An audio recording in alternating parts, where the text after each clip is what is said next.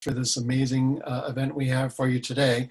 I'm Raymond Robertson. I'm the director of the Mosbacher Institute here at the Bush School of Government and Public Service. And one of the things that the Mosbacher Institute focuses on is trade and then economics and public policy. And hardly anyone really embodies that link between trade and development and economics and policy is Jane Mosbacher Morris. We're extremely delighted to have her with us today. You'll probably recognize her name, which will come up, I'm sure, later, Jane Mosbacher. She's the founder and the CEO of To the Market, which is a company that connects businesses and consumers to ethically made products from around the world. Clients include Bloomingdale's, Dillard's, Target, and a number of other companies that I'm sure you've heard of. She's also the author of this great book, Buy the Change You'd Want to See, Using Your Purchasing Power to Make the World a Better Place. The book has been featured on CNN and Bloomberg and Forbes and Marie Claire, and it was a Target nonfiction bestseller. We're extremely excited to have her joining us today, and so with no further ado, I'd like to introduce Jane Mosbacher Morris. Well, thank you, Raymond, for having me. And hi, everybody. I'm really thrilled to get to share a little bit today.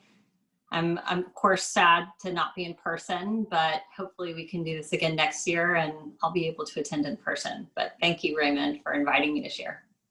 Yeah, we're very excited to be having this time with you, and we're also very disappointed we couldn't do this in person. I know students really love sort of the one-on-one engagement, but as you said, if the students can hang on for another year, we'll get you this next year, and I think it'll work out great. The way I thought we would proceed today is to have a conversation, just a really casual conversation, so you can tell us a little bit about yourself and the work that you've done and about the book. I am actually really excited to hear more about the book. So I read this book. I thought it was really amazing. It tied a lot into the work that I do, which is in global value chains and especially ethical sourcing and improving human rights and working conditions in supply chains. And so it seems like we have a ton in common. How did you get the idea of writing this book? Can you tell us a little bit about where this came from? Sure. So, I'm someone who is very driven. My father, I think, is listening in, and I'm sure he's nodding very aggressively as I say this. And it's interesting, despite having a lot of different goals growing up, actually writing a book was not on that list. So it wasn't something I was working towards or was really thinking hard about. But when I started To the Market, which, as you shared, helps connect ethical and sustainable suppliers who have been overlooked in the global marketplace to big brands, retailers, and corporations, I started to realize that this conversation around conscious consumerism was sort of being dominated by a very specific part of the population. And I think it was leading many of us to believe that conscious consumerism was only for the wealthy, or that it was only for one political party, or that it wasn't accessible to all, or it wasn't applicable to all. Or conversely, this idea that for me to be a conscious consumer, I either A, have to take a vow of poverty, or B, the only path forward for me is joining, the Peace Corps. And all of which is, great if that's what you are so called to do. However, I really wanted to speak to the idea that conscious consumerism is for everybody, and it can be for everybody, regardless of your political beliefs, regardless of your socioeconomic level, regardless of the occupation or lack of occupation, if you choose to work in the home. This is a concept that is available for everyone. And in particular, the book speaks to how we can leverage our own personal spending, both as individuals, as well as individuals working in nonprofits or in businesses, to help actually advance our values.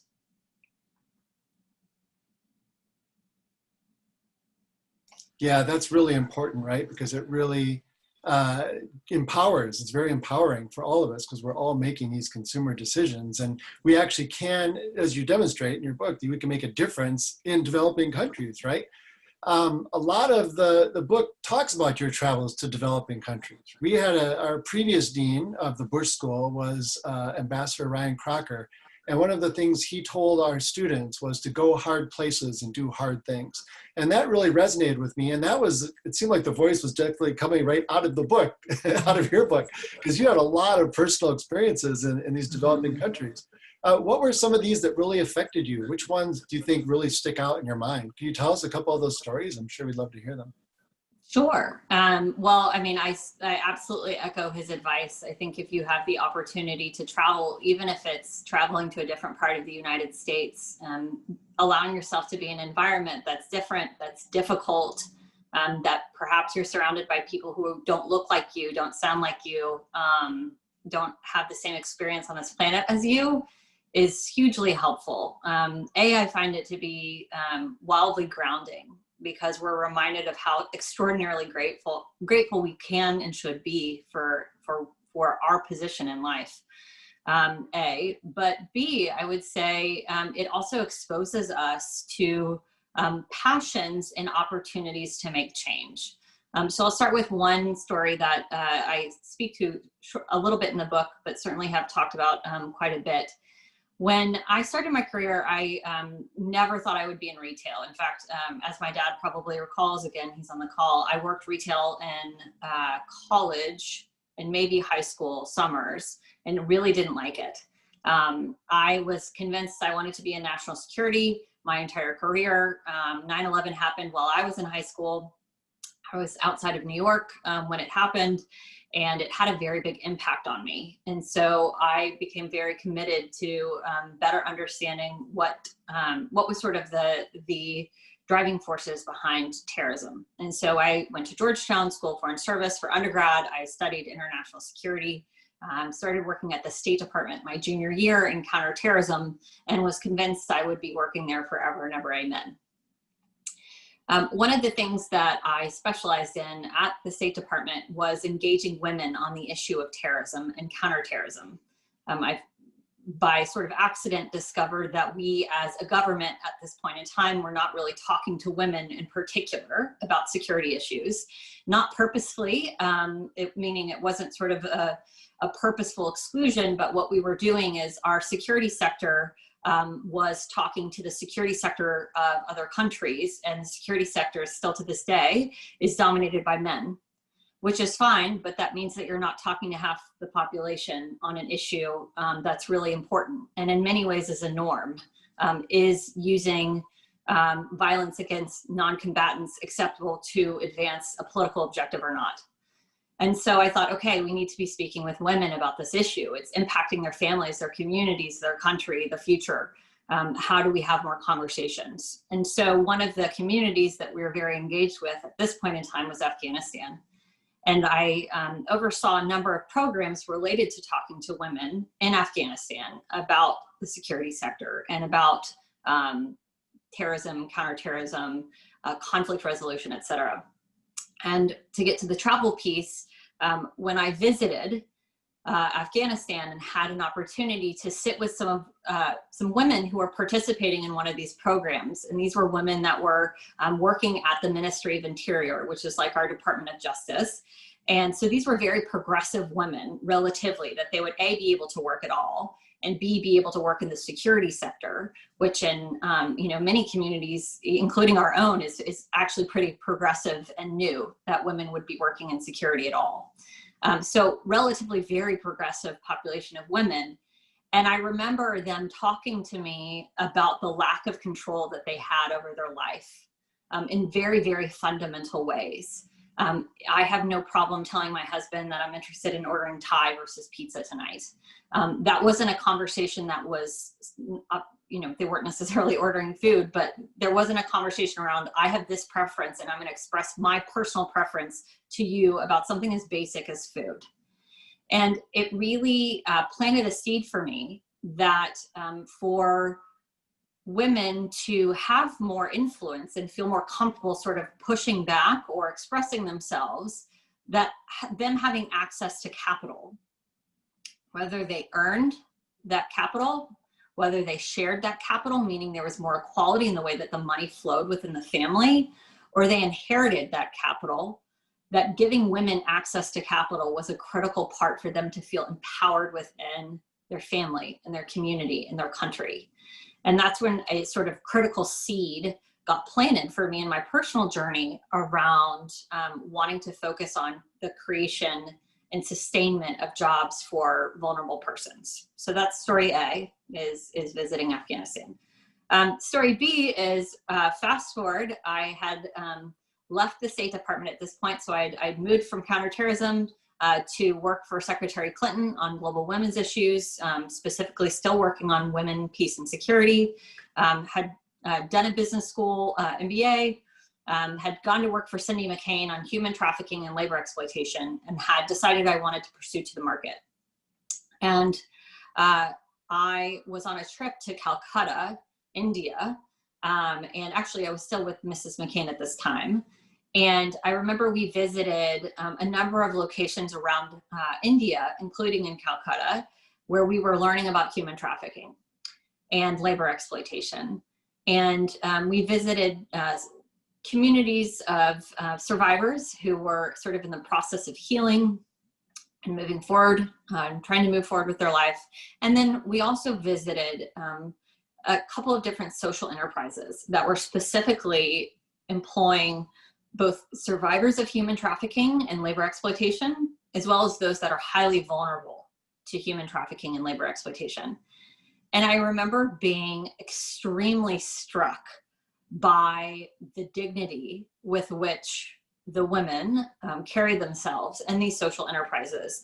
And I remember very clearly seeing the impact of having meaningful work, what that had done to sort of transform and heal the spirit, physically, mentally, spiritually, etc. And it was a huge, again, sort of seed planted for me on how transformative the dignity of work is, how impactful it can be, and again, how it has the ability to truly change the trajectory of anyone's life, particularly vulnerable populations, particularly women.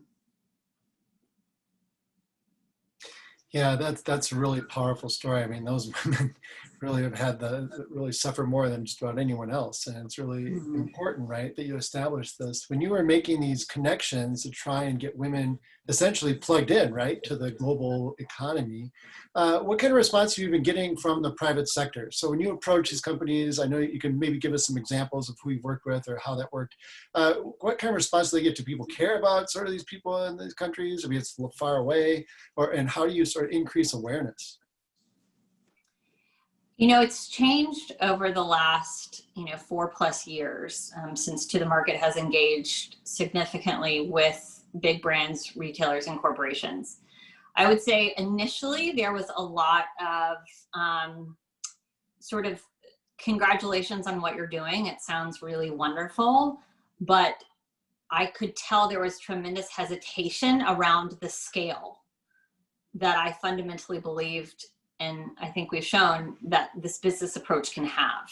So there was concern about quality. There was concern about professionalism. Just this idea that how could we possibly source a product from even if it was, a very well-developed social enterprise or even fair trade certified factory, GOTS organic certified factory, and have that product be at the same quality or price point as these traditional factories from which they've gotten used to sourcing from. And so we had to overcome that bias that somehow the product would not be as good, the pricing would not be competitive, that the professionalism wasn't there. But I think what we have shown is that it is absolutely possible to shift your sourcing and manufacturing away from factories who have questionable environmental and social footprints towards those that are actively investing in people, actively investing in the environment. And ultimately, you can actually create a better product, a more premium product, and have more connectivity to your consumer, particularly the millennial and Gen Z consumer, who together will control the most purchasing power in the history of the world.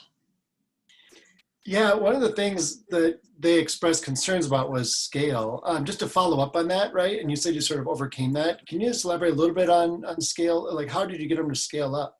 I'm just curious about that.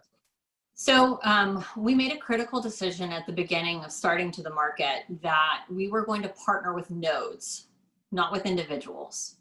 And that was a really important decision, and one that, like, if I was to take a step back and say, so what's the so what for everybody? When you're thinking about building something or building something within an organization, meaning you're an entrepreneur or you're an intrapreneur, making sort of key decisions around who your partners are early on and how you partner with people that allow you to scale is really, really critical to the success of your objective. So for us, what we realized at the beginning was it takes just as much time for me to communicate with a cooperative leader who has 300 people that are a part of their cooperative as it does to a single maker who is, you know, sort of a sole proprietor.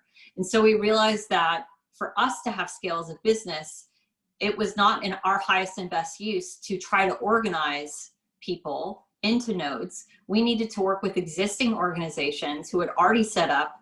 They were sort of, quote, export ready or close to export ready. They just needed someone like To The Market to help partner with them to help bring their abilities, their production capacity, their skill set, product set, et cetera, to the global marketplace. So once you make these partnerships, you know, and I'm going through the book, I find all these great examples of people who are producing ethically sourced products and stuff. And I know that we have a lot of people in the audience and consumers throughout the United States and Europe who would like to buy from these types of ethically sourced companies, right? Reading your book is awesome, and I recommend that everyone reads the book. I mean, aside from that, can you talk a little bit about the marketing strategy? Like, how do you get the word out? How do consumers know whether or not something's been ethically sourced or not? Can you tell us a little bit about that, please? Sure. It's very category specific. And some categories are more driven by third-party certifications than others. So the leading industry on supply chain transparency is the food and beverage industry. That's a place where, you know, most of us can go to a grocery store. We can pick up, you know, a bag of coffee or look at the back of, you know, almost any product that we're interested in buying and see words like organic or, you know, farmer location or fair trade certified. I mean, there's actually myriad certifications that exist in some of these industries like coffee and chocolate, which I talk about in the book. So that makes it easier for us to better understand sort of the better choices. And the better choices across categories are ultimately driven by what's your sort of primary value that you're trying to solve for. So one of the things that is really important about this idea of conscious consumerism, and one of the reasons why I wanted to write the book, is you don't have to care, not everybody has to care about the same value to be a conscious consumer. I could be hyper driven by helping empower women-owned and operated businesses. And that is like my sort of core value that I try to advance with my spending power. And I do that with a specific category of spend. My husband is from Kentucky. He has seen tremendous job loss in the manufacturing space. He cares deeply about seeing more and more jobs in the United States. So he loves to buy things that are made in the USA. And that's conscious consumerism too. You're solving for your value set. So everybody can be looking for whatever value set is most important to them and then aligning on that category. So I would say, you know, how do you know? First, you have to ask yourself, what is it that I care most about? Is it sustainability? Is it the country in which it's made? Is it fair labor practices? And then that will help drive you on making a decision based on that category and that value set. Yeah, I know that from talking to folks and doing my own academic research that a lot of times consumers, you know, want to make ethical decisions and they want to buy, and they have a hard time kind of knowing what different supply chains are doing, right? So you mentioned a couple of these certification programs, especially in food and coffee. Is this something that exists in all industries, like in clothing or furniture or electronics? I mean, can you talk about some of the ones that you've noticed that have been effective? So outside in food and beverage, this certification process has begun to trickle into other industries, and some industries are more advanced than others. So in the retail industry, so apparel, let's say, you are seeing more and more certifications on labels. So places like Madewell, for example, are coming forward and saying, okay, we are committed to do X number of our denim program with fair trade certified denim. So you're beginning to see that certification show up in a consumer facing way. Other times the certifications or the programs to improve the supply chain, as you know, given the work that you've done, aren't necessarily communicated to consumers in store. But if you do a little bit of Sherlock Holmes work on the website of the company, you can read a lot about the investments that these companies have made to improve their supply chain. And oftentimes that doesn't show up as necessarily a third-party certification.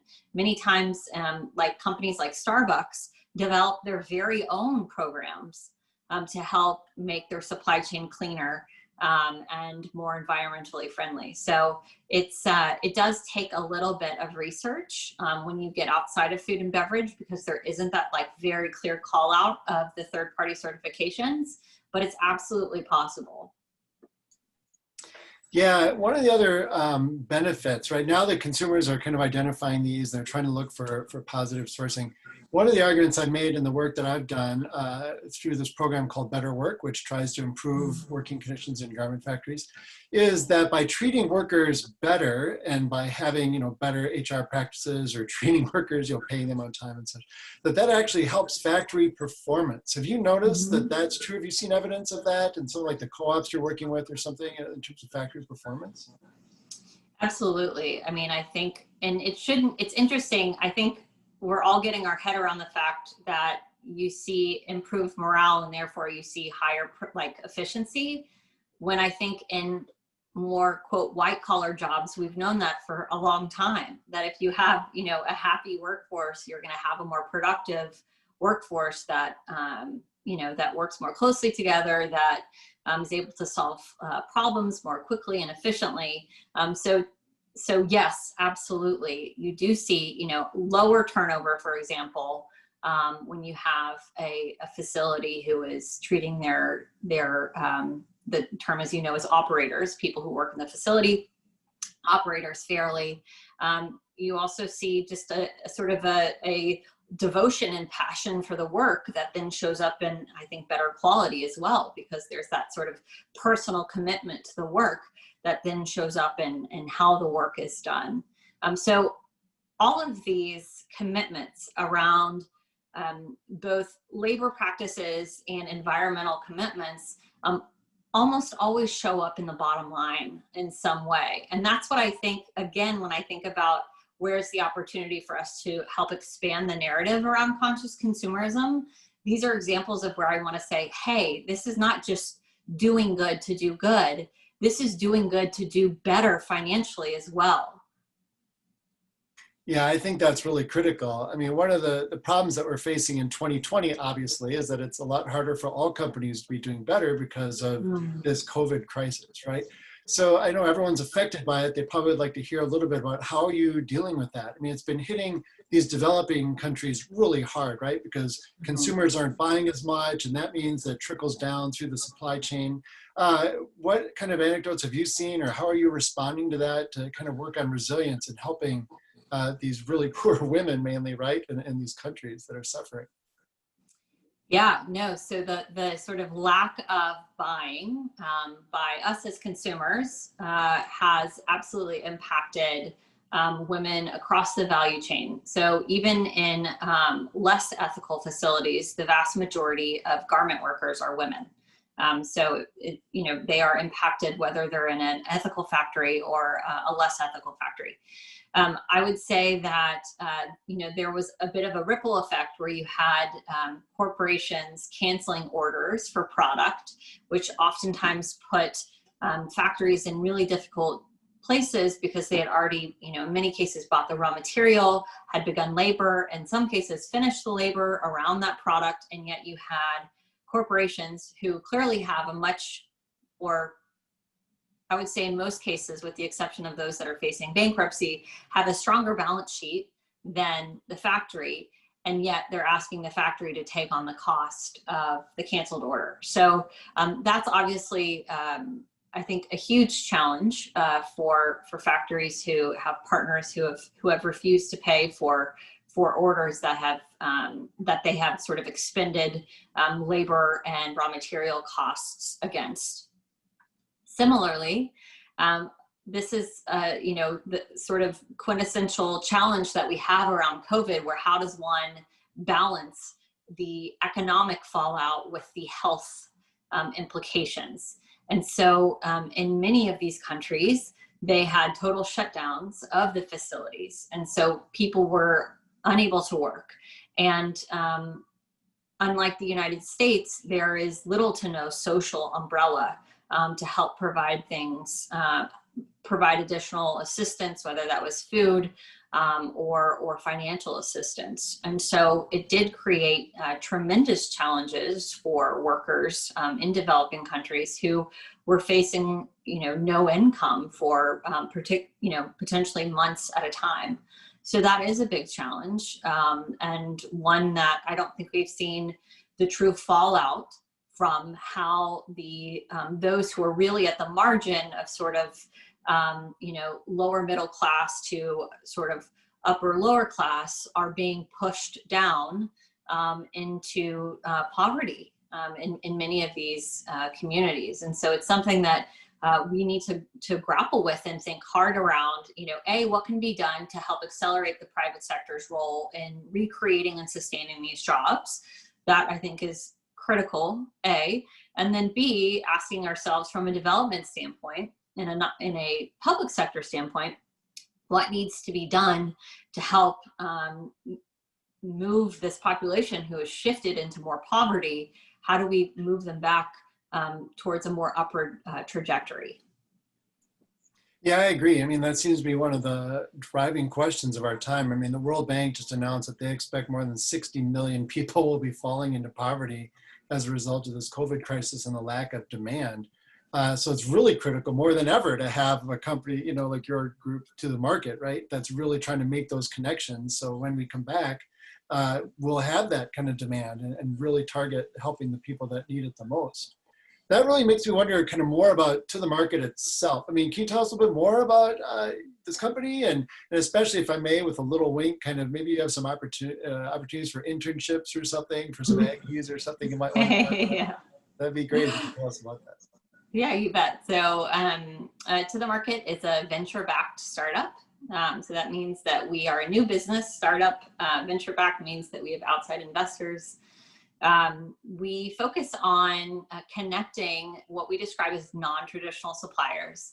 So artisan groups, women-owned and operated factories, GOTS organic certified factories, fair trade certified factories, communities of people who have been overlooked by the traditional supply chain. And we focus on connecting them and working with them to be able to service, meaning produce for, big brands, retailers, and corporations around the world. So we see our role as democratizing access to opportunity as it relates to the retail industry. I would say, highlights is that we get to work with a variety of different types of clients, everything from Bloomingdale's, where we constantly have some sort of collection that's sitting in there for holiday. It will be ornaments, feel free to Google and buy. Or it's doing private label for companies like Dillard's, where we're helping them introduce organics to their juniors lines.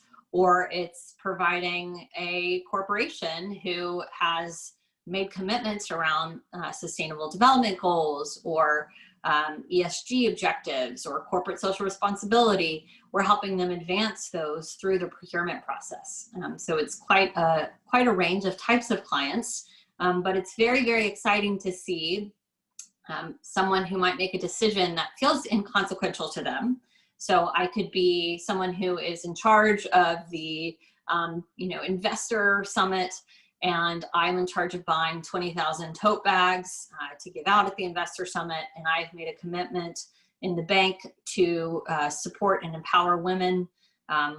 And then they work with somebody like To the Market. We're able to make sure that those products are ethically made in a women-owned and operated factory.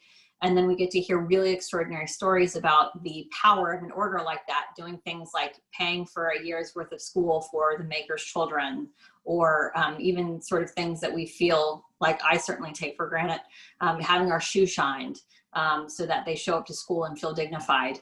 So again, it's awesome to see just, you know, a decision of, oh, you know, I'll work with someone who is being a little bit more thoughtful about the way that they're directing their procurement versus, you know, buying it online, how the trickle down effect is quite significant and having meaningful impact on the quality of life of others.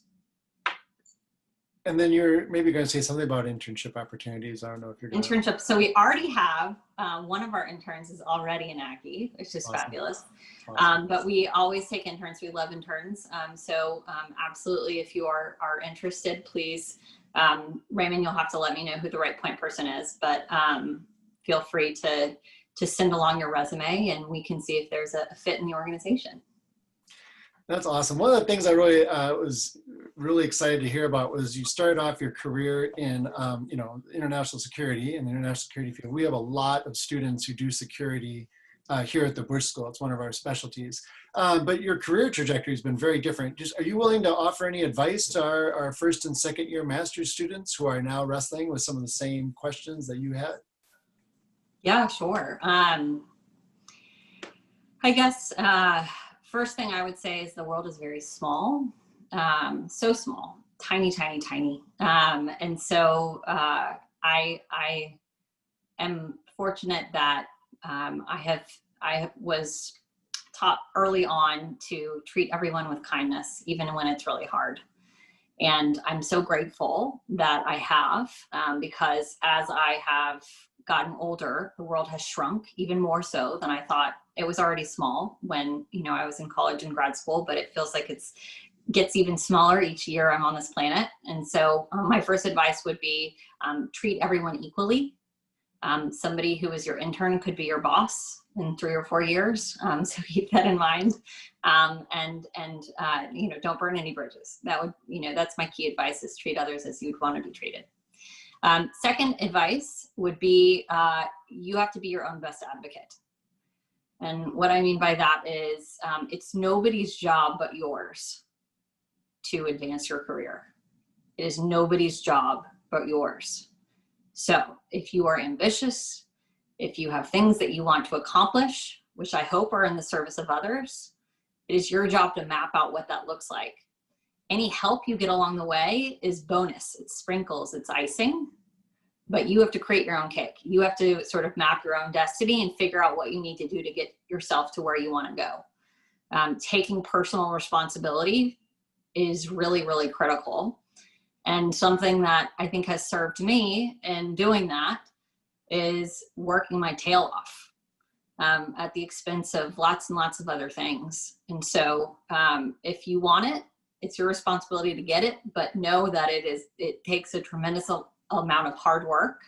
But if you have that commitment and you have the sort of personal responsibility of saying, you know, this is on me to get to where I want to go, and I believe I can do it, I believe you can do it.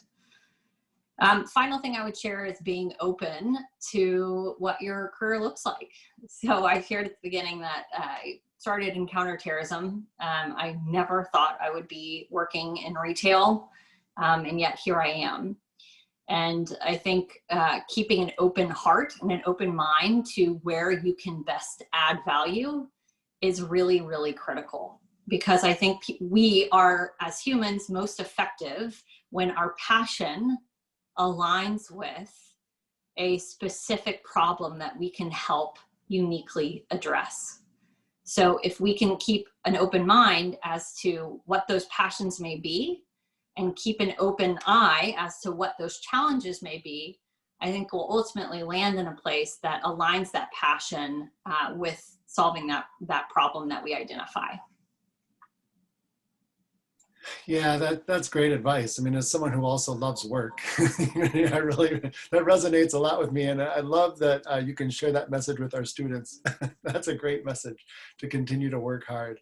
I just have one more question. We're starting to get a bunch of questions in the chat. I had just one more, if you don't mind, one more thing that I'd like to ask you. Just as you know, I'm the director of the Mosbacher Institute, which is named for your grandfather. And one of the greatest laments I have in my life is I never had a chance to meet him. What memories do you have of him? Are you willing to share any kind of family anecdotes or any memories that you have of him just for us? Yes, I mean, an extraordinary man, a great grandfather, a great father to my father. I think he modeled service. He could have chosen to spend his time in different ways, but he loved our country, and he believed firmly in serving our country. One of the things that his father used to do is drive him through challenging neighborhoods in the New York area and tell him to look out the window. So this is now my great grandfather talking to my grandfather and say, do you see these people? The only difference between you and them is luck. So it was this reminder of, you are very fortunate. You were born in a very fortunate situation, and you have an obligation to do something with that. And I think that was passed on very, very clearly to my father. And he passed that on very clearly to me and my two siblings. And so I'm grateful to them for that, for that mindset, because it makes life rich. I mean, this idea of, I said that you have to work your tail off, and you do. You absolutely do if you want to make an impact. But if you believe fundamentally that you're serving others and you're doing what you're supposed to be doing, it doesn't feel like work. And it's exciting. It doesn't mean it's not exhausting, but it is exciting.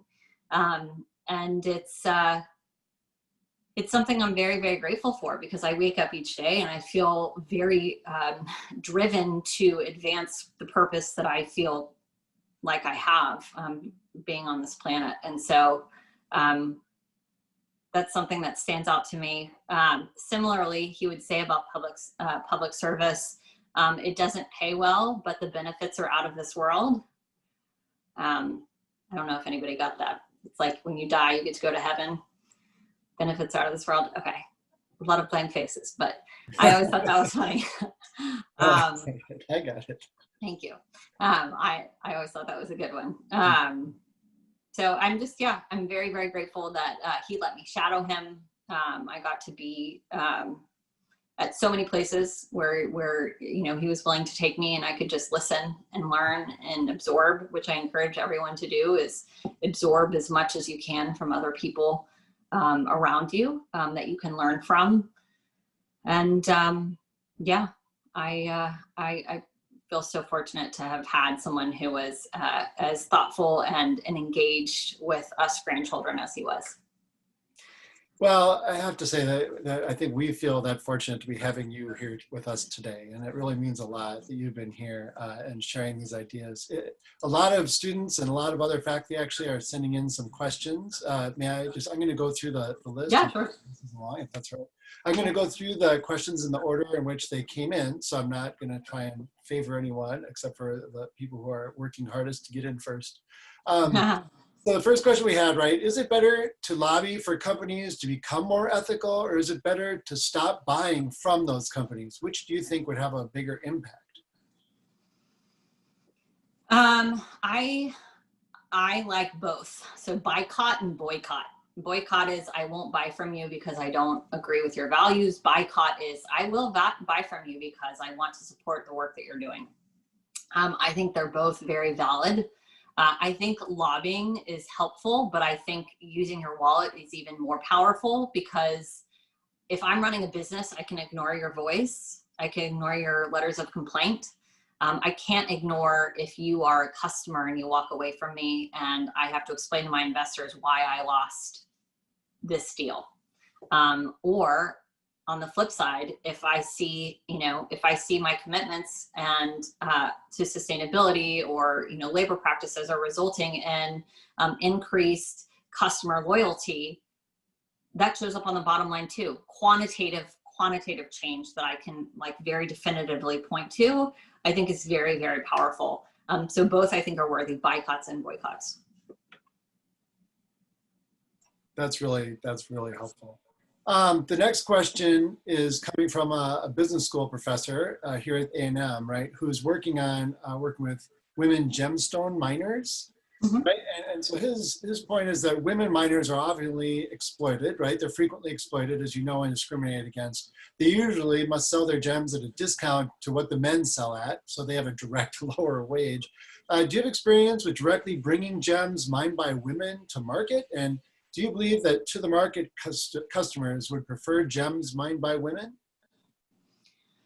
So we haven't focused on really jewelry or like gemstones. That being said, I do think that there is there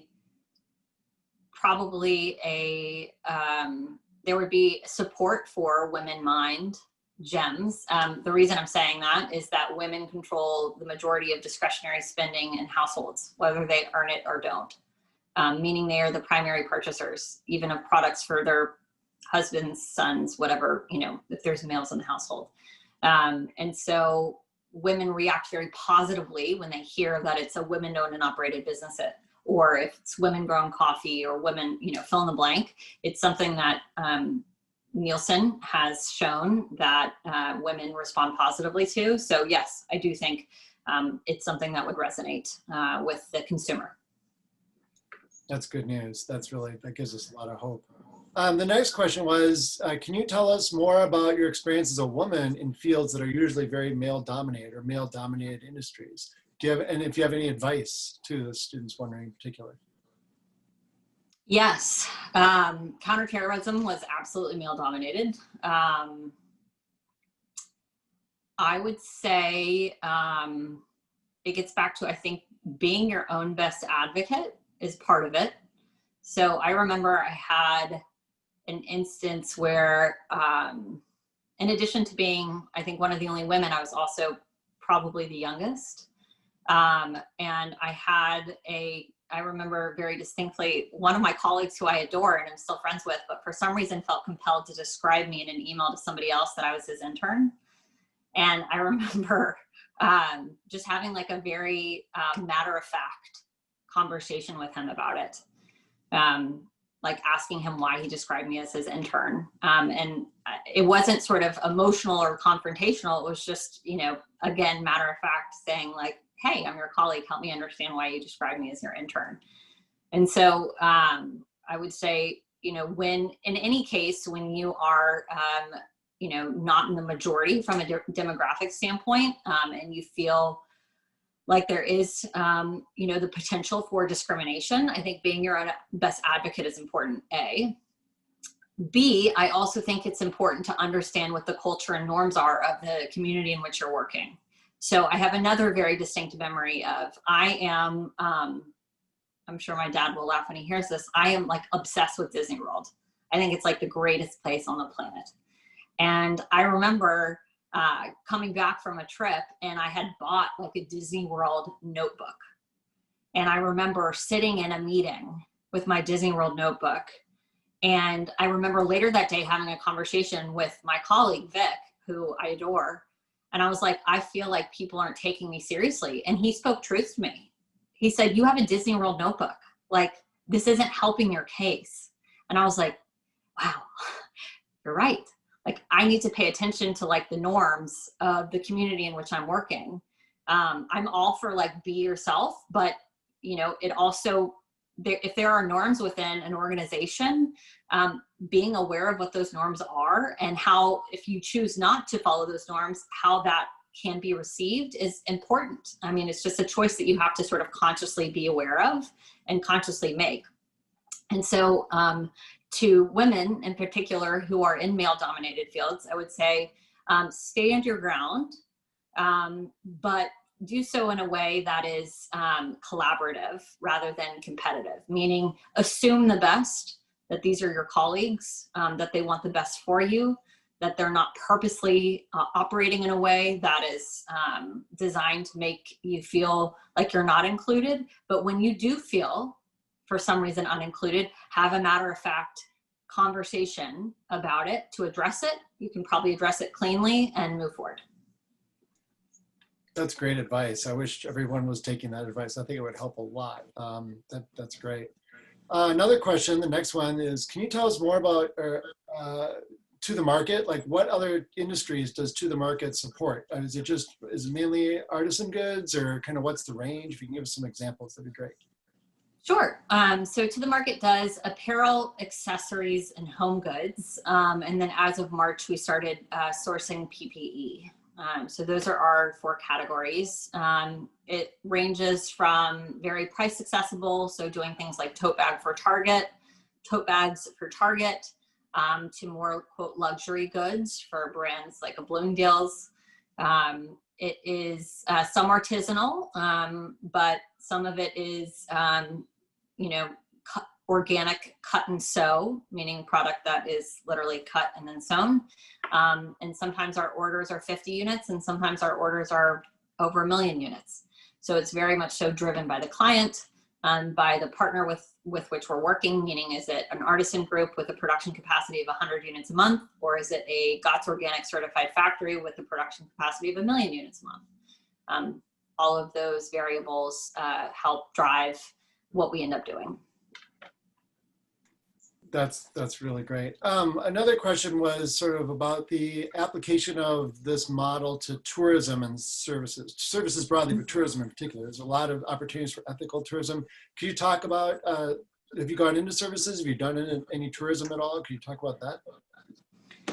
We haven't done any services or sort of tourism focused things. I think like my big thing, and I talk about this in the book on tourism, is making sure that we're trying our best, because there's no way to be perfect and none of us are perfect by any stretch of the imagination. But trying to think about how, if we want to be sort of more conscious tourists, how are we spending our money on the ground? So are we able to engage with local tour providers, for example? If we're doing things like service trips or mission trips, thinking really hard about what the model is. I talk about this in the book about how sometimes the service trip or mission trip model can be more effective if it focuses on local empowerment rather than us flying in to build something that could have been built and created jobs for communities, or doing things like bringing in a lot of supplies that could be locally purchased. So you're flooding the market with a good that then lowers the price of that good for the sellers of that good locally. I mean, there are a lot of obviously complicated dynamics, but I would say being a conscious tourist, I think really focuses on, how can I be really thoughtful about the environment I'm in, and making sure that I thought about how, my decision is impacting those on the ground, rather than sort of what it is I'm setting out to accomplish. And last thing really quickly is I discourage against like voyeuristic tourism on sort of poverty tourism, meaning like if there is an opportunity to learn about a different community, which is I think so critical, I would ask yourself, how do you do it in a way where you are respecting the dignity of the person that you're spending time with, and so they don't feel like they're sort of on display in a voyeuristic way. That would be a sort of last word around conscious tourism. Yeah, that's excellent advice. So another question came in asking about your production and industries, and particularly what you've talked about in the countries you've talked about. Is there a specific country that you've been working with in particular, or, and here's another kind of part to it, is there's obviously the need is great and the hands are few, as you know. So how do you find these non-traditional suppliers and co-ops? I mean, it seems like that would be difficult to do, but you're good at it. So we want to know kind of how do you do that? So we started in countries where I already had deep connections because of my work on women's empowerment and my work on human trafficking and labor exploitation. So that at that point, that was India and Nepal. So I had already really strong organizational contacts there. I spent time on the ground with those communities. And then what would happen is I would be in a city for meetings, and then they would say, have you met with A, B, and C group? And I would then leave having had those 3 additional meetings because of having sort of a local network effect coming into play. So starting with your strength, I think is important, building off of that strength and then expanding from there. Our expansion strategy has been very much so driven by where, again, I already had initial contacts based on my previous work. So that sort of gave us a foundation on which to build. And then we really relied heavily on like a network effect of referrals. And that then has allowed us to move into now 30 countries. That's great. That's great that you're expanding. It's such an important need, right? It's just so exciting. Another question was, and this ties specifically for you in your career, which was, how does security and ethical sustainability and supply chains intersect, right? Like what kind of connections have you seen? And have you encountered human trafficking in your client supply chains? Like, have you ever like become aware of that? And how kind of does the market help get them to stop? So I would say, like, on the security front, obviously there are different types of security, right? So there's national security and then there's human security. Security is literally the security of your person. That's where things like domestic violence, sexual assault, human trafficking come into play. I would say national security has less of an impact on the industry I'm in, with the exception of when there are sort of global political feuds, then you see trade routes being disrupted, and that can, of course, impact any category, including the retail industry. But from a human security standpoint, yes, absolutely. I mean, unfortunately, in many countries, there is rampant labor exploitation and human trafficking that takes place. And, finding alternatives to help address the challenges can be tough. Even organizations like the ILO don't recommend, for example, shutting down a factory if there is labor exploitation. They instead focus on trying to remediate the factory, because they're trying to ensure that those folks don't go without any work at all, no wages. So it's not easy. And it's not clean cut as to how one addresses challenges that they meet. That said, there are some sort of like total bans that exist. For example, I think it's Uzbekistan. There's sort of a ban on cotton importation because of widespread child labor that's used in the picking of the cotton. There are some sort of very broad strokes that the Department of Labor has painted as it relates to reducing, either child or adult labor exploitation. But I would say it's so case by case as to how you address the challenge, because ultimately you're trying to improve the facility to be able to continue to employ people in an ethical way, rather than shutting it down and putting people in a place where they have zero income. Yeah, and the next question actually feeds up on it. It's as if that was a follow-up question to this one, even though it was a different person. But they're asking, how much does policy work play into improving working conditions in developing countries versus sort of this one-on-one factory by factory? You kind of see that, right? There's a couple of different approaches. Yeah. This is the George Bush School of, Government and Public Service, and they're interested in policy, right? So how much policy versus this one-on-one? I think it's a mix. It's definitely a mix of sort of using legislative sort of push to create pressure on companies to improve working conditions or sustainability practices. But it's also very, very, very much so driven by the private sector. I continue to be blown away by the extent to which the private sector is able to force legislators to make changes, more so than pure advocacy alone. And it's not just one or the other, meaning the role of advocacy and the role of activism is critical.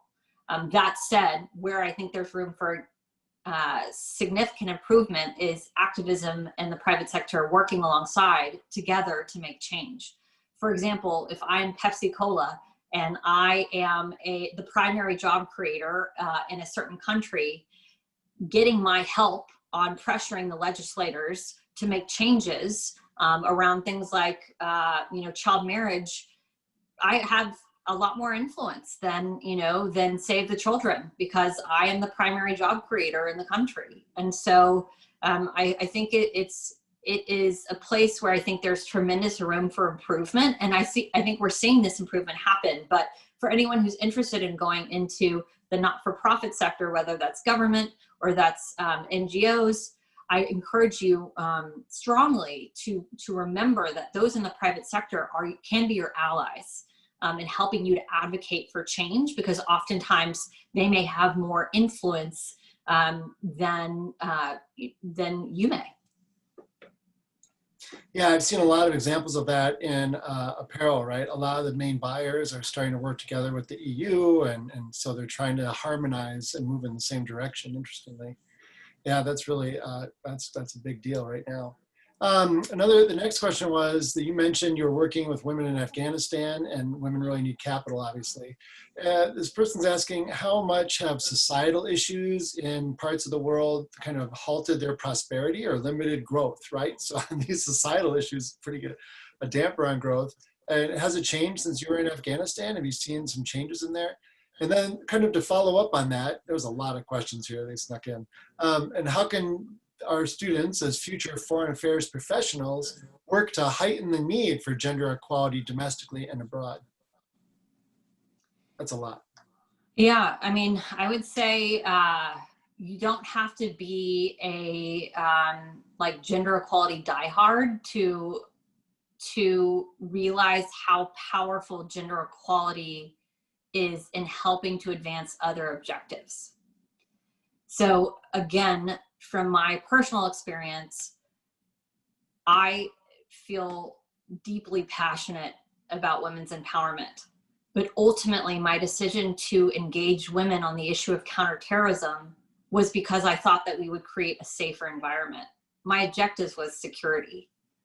And so regardless of whether, gender equality is your primary passion, realizing how gender challenges can negatively affect things like the education of a community, the economic prosperity of a country is critical, because statistic after statistic shows how critical it is to invest in women and how that trickles down into so many other leading development indicators.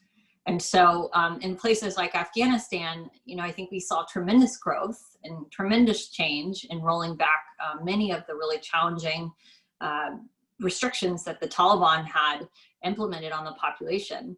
Unfortunately, one of the challenging parts of us sort of reducing our footprint there, and I'm not making a comment on whether that's the right decision for the United States or not, but unfortunately, one of the sort of outcomes of us reducing our footprint is that women's rights are at risk, because there aren't necessarily as many partners on the ground helping them to advance that change.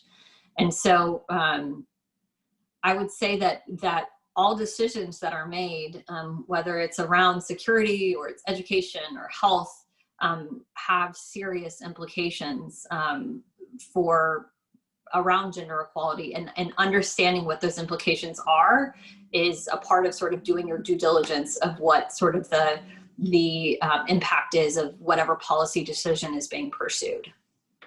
Wow, there are like 4 or 5 more questions, but we're out of time, unfortunately. But that means that people are going to want you to come back. So we want to thank you very much. I invite everyone to do a little virtual applause to thank Jane Mosbacher Morris for joining us today. We'll do this. And if you want to learn more, a lot of the questions that were left over could be answered by reading the book. And then a lot of those answers to the other questions. So we encourage everyone to make sure that you read the book or visit the website to the market. And we also hope that you all will join us at the Mosbacher Institute for our next event, which is Disney's approach to human rights and global supply chains, with Laura Rubo, who's their CSR person. I don't know if you know Laura or not. But we wanted to thank all the students and faculty and everyone else for joining us today. This has really been an amazing discussion. I couldn't be happier. For those of you in my class, we're going to take about a 5-minute break and then we'll transfer over. But other than that, thank you, Jane, so much. You're really amazing. It's just so encouraging and inspiring, and I just really am grateful for your time. Thank you so much. And thanks for having me. Thanks, everyone.